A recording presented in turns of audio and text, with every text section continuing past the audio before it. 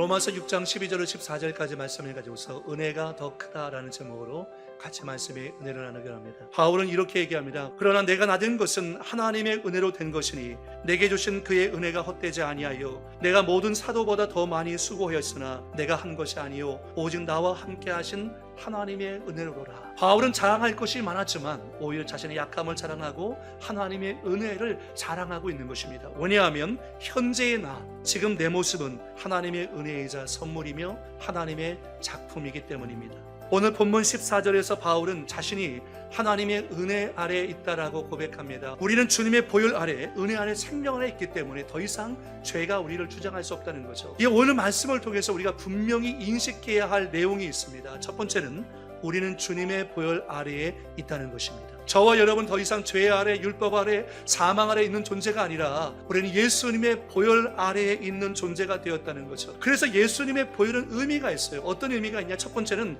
구속의 은혜를 베풀어 주시는 능력이 있습니다. 저와 여러분 죄 사함 받고 용서받을 수 있었던 것은 예수님의 보배로우신 피 때문입니다.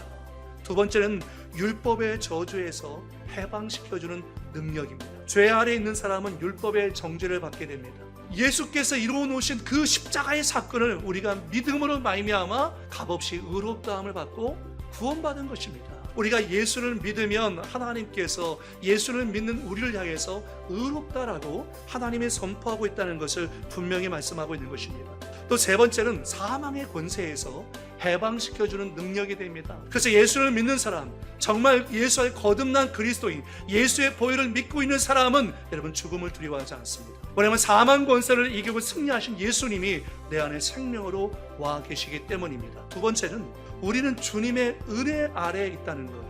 첫째는 은혜가 지배하는 삶을 살아야 한다는 것입니다. 하나님의 은혜가 임하면 내 잘못된 습관이 고쳐집니다. 하나님의 은혜가 임하면 용서할 수 없는 사람이 용서가 됩니다. 하나님의 은혜가 임하면 할 수 없는 일을 내가 할 수 있습니다. 두 번째는 은혜를 누리는 삶을 저와 여러분이 살아야 되겠습니다. 많은 그리스도인들이요 은혜에 대해서 모르지 않습니다. 그런데 하나님의 은혜를 누리지는 않습니다. 하나님의 은혜가 여러분을 주장하도록 하십시오. 우리는 하나님의 은혜 없이는 살아갈 수 없는 연약한 존재입니다. 오직 하나님의 은혜 없이는 한 걸음도 내딛고 걸을 수가 없는 것입니다. 하나님의 은혜가 우리의 삶 가운데 더 크다는 사실을 깨닫고 나아가야 되는 거죠. 항상 하나님의 은혜 가운데 있으십시오. 은혜를 더 크게 경험하십시오. 은혜가 넘지 못할 산, 은혜가 넘지 못할 시험도 없다는 것을 확신하고 믿음으로 걸어가는 저와 여러분 되기를 예수의 이름으로 축복을 드리겠습니다.